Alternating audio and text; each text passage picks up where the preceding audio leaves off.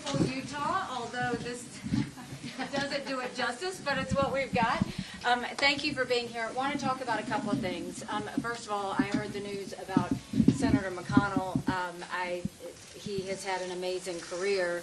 We obviously thank him for his leadership and his service, but I applaud him for realizing that it is time for new generational change. I think what's more important is we need to understand we don't just need new generational change in Congress, we also need new generational change in the White House, and I think that's really important. But it also goes to where are we going in this party? So many of you keep asking me, why are you doing this?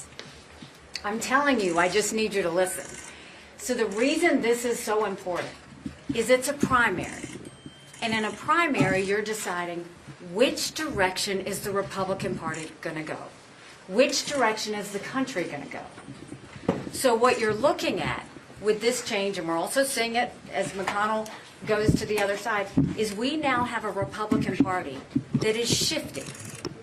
The Republican Party now doesn't say anything about fiscal discipline. The Republican Party started under Donald Trump, where they spent $8 trillion in debt in just 4 years, more than any other president. But it set the tone, because what happened? Republicans went and opened up earmarks and pet projects for the first time in 10 years. In the 2024 appropriations budget, you can't ignore Republicans spent $7.4 billion on earmarks, and Democrats spent $2.8 billion. At no point is Donald Trump talking about shrinking government. It expanded under his watch. At no point is he talking about shrinking our agencies. They expanded under his watch. At no point is he talking about wasteful spending. They've continued to do more of it. And we're also seeing a shift in the Republican Party on national security. We used to be peace through strength. We used to believe in our alliances. We used to understand that America could never be so arrogant to think we don't need friends. And now you're watching a Republican Party that's going more towards isolationism, thinking that we'll just stay in our own bubble. But the Republican Party I believe in believes you're better together with an alliance. The Republican Party I believe in believes that when you go out and you become in your bubble, that you put yourselves more at war, not less. And then we have to talk about the Republican Party itself, the RNC. So if Donald Trump's going to take over the RNC, then what does that mean? Now, Laura Trump said that RNC is now just about Donald Trump. So I assume that means that the Republican Party is shifting, that before it was supposed to support races up and down the ticket, now it's just about supporting Donald Trump. And what's going to happen when that happens? Does it become his legal slush fund? Are you going to ask the question about what happens with that resolution that says you can't spend it on legal fees? He's very upset about that resolution. But what I would tell you is all Americans, and Republicans especially, deserve a vote on the record on that resolution. We deserve to know how the RNC is going to spend their money and if it's going to go towards legal fees. So the Republican Party that I am seeing happen is one that isn't focused on fiscal discipline, is one that isn't focused on national security, and is one that's becoming more about one man instead of about a party. And what we've seen is, what is this direction doing? You see where it got us in Michigan. We lost the governor's mansion, we lost the House, we lost the Senate. You see what happened in Minnesota? Same thing. You see it in Colorado. No Republicans gotten above 45%. The Republicans have reduced by 10% there. This is now becoming a party that's pushing people out of our party, as opposed to the Republican Party I believe in, where you bring more people in. So this primary has always been about what direction is the Republican Party going and what direction is America going. But also to make it more about the fact that it's become about one man. Look at the border bill that happened. There were things that were strong about it, there were things that were weak about it. What should have happened was Congress should have gotten in a room and figured it out. But that didn't happen because Donald Trump said don't do it until after the general election. Now, how are you going to say that to that girl's parents who just died at University of Georgia? She's not the first. She won't be the last. We can't wait one day to get a strong border bill. But are we going to keep doing this because of one man? That's what this comes down to. This is not about me. This is about my kids. This is about everybody's kids. Are we going to have a country that goes back to where we care about the debt, we care about whether our kids are reading, where we care about securing a border, where we care about preventing war? Or are we going to go in a direction where I said yesterday, this is a ship with a hole in it. We can ignore the hole, and Republicans will go down with the ship. Or we can change and go in a new direction and say this is the way forward. That is the focus that I have. That's what I'm trying to get everybody to see, is this is the difference between two Republican parties. And I think based on that, this is going to be the difference in where the Republican Party goes in America. Governor Haley, do you agree with providing an alternative for Republicans? You have leadership slates in states like Georgia, for example. Does that mean you'll commit to staying in through those states so those voters have the alternative? So I don't want to talk about how long y'all think I'm going to stay in. This is But I think voters want to know that. No, but you know what I want people to know is I want the conversation to be, where are we going in the country? I mean, are we going to be a country where we can't sit down and have dinner without a political fight? Are we going to be a country where we can't go to our jobs and say what we think because we're worried we're going to be demoted? Are we going to be a country that's going to continue to be with this anger and hatred or division? Because our kids deserve to know what normal feels like. And none of that is normal. And so what I'm saying is this conversation, remember, it's a primary. This conversation is about what direction is the Republican Party going to go? In all of these early races, 30 to 40% of the people are saying we don't want to go the way it's going now. You can't ignore them. So what are we going to do about it? And what I'm saying to Republicans is what I've said to the party for years. We should be a party of addition. Bring people into the fold. Stop pushing people out of the party.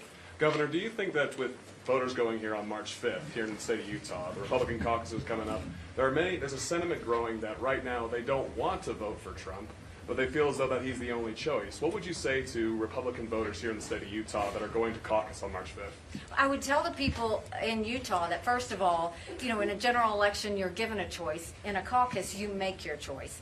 This is the chance to not only make their choice, but to tell the country who they are and what they believe in. And do they want more of the same, or do they want to go in a new direction? Do we want a country that goes back to where it's about faith and family and country and agreeing to strongly disagree but not hate each other over it? And do we want to go back to a country that's focused on fiscal discipline and not have our kids have to pay those debts? Do we want to go back to a country that focuses on national security and doesn't have these wars around us? Do we want to go back to a country where it's not about one man or one party, it's about America? That's the choice we have. And so what I'll say is, to do that, it takes a lot of courage. But when you show courage, that's when you actually shift the tide of where our country's going to go. Governor, in the wake of do you agree with McConnell, who said that Trump is morally and practically responsible for January 6th? I'll let McConnell deal with January 6th. But what's your assessment of that? I've said very clearly that I think January 6th was a terrible day. I don't agree with Donald Trump, who thinks it was a beautiful day. I hope it never happens again. And Trump's responsible for that? Well, I think you have to go, that'll be played out in court. That's not for me to decide. I think a lot of people went to that rally wanting to support America, wanting to support Trump. But I think the fact that he waited so long and didn't do anything wasn't just me. It was Fox News hosts. It was everybody else calling him saying, what are you doing? Get out there. Stop it. He didn't. He's got to answer for that. That's not for me to answer. Governor, reaction to Hunter Biden testifying in Capitol Hill today? I haven't paid any attention to that. I mean, I think that, first of all, the only thing I'll say about that is we've got to start holding people accountable. It shouldn't just be the Bidens. It should be the Clintons. It should be the Obamas. It should be Trump. It should be everybody fairly. And that's what we need to see. There are some serious issues about how much money he made, how he made it, and whether it was based on influence from Joe Biden. That needs to be answered. And I think because the DOJ wasn't getting answers, I think it's right that Congress had to ask us. Governor, what do you think? Would you be willing to run with President Trump and work with him, since you have before, or is that a no-go on your half? I think I've made it pretty clear I'm not looking for any sort of position or anything with that. I am looking to save our, I truly think we have a country to save. I truly think this is about the fact that we can decide whether it's going to be the RNC, you know, moving in a direction that's all Trump, or it could be the RNC moving in a direction where we are adding to our tent and we're trying to win races up and down the board. Thank you, Governor Haley. Just want to get your insight. Why do you feel that top Utah lawmakers, like a Mitt Romney, for example, who doesn't support Trump, has yet to give you an endorsement, or would you welcome that? I don't ask for those endorsements. If you notice, I haven't gone and tried to rally up as many political endorsements as I can, because I think that's part of the problem. I actually think it's the political class that's not listening to Americans. I mean, you can look at, you know, all of these people who are supporting me. They don't trust what's happening in D.C. anymore. They don't trust either side anymore. All they feel is the division, the lack of results, and that nothing's getting done. What I want is the support from the American people. I am frustrated by Republicans and Democrats who are spending like drunken sailors. I am frustrated with Republicans and Democrats who refuse to secure our border and do what it takes to get it done. I'm frustrated by Republicans and Democrats who don't see the national security threats facing us and don't realize that they have to be honest with the American people that this is not a choice between Ukraine and Israel and the border. It's actually the fact that we can do both, and their responsibility is to make sure that they prevent war and keep Americans safe. That's the focus. And what I will give you and challenge you is tomorrow I know that Biden and Trump are going to be at the border. I've been at the border a year ago. What I would say is, are you going to ask Joe Biden why he let it get to this point? And I would also say, are you going to ask Donald Trump why he stopped Congress from passing a strong border bill and why he didn't get that done? They're both going to be there for photo ops. But what did they do to help this situation? Because when each of them was given the opportunity to make this right, both of them walked away from it. Those are the hard, real questions we need to ask. Look, I know I take hard questions from you all the time. That's my job. I'm supposed to. You put yourself out there. But why aren't we asking the questions about what's happening at the RNC? Why aren't we asking questions about the fact that they're going to both be at the border and no one did anything? Why aren't we asking the hard questions about what happened to any sort of conversation about fiscal discipline? Why aren't we asking the questions about what anybody's going to do about the national security issue, NATO, and where we're going to go from that? These are the things real Americans want to talk about. Go in that rally. Ask them what they care about.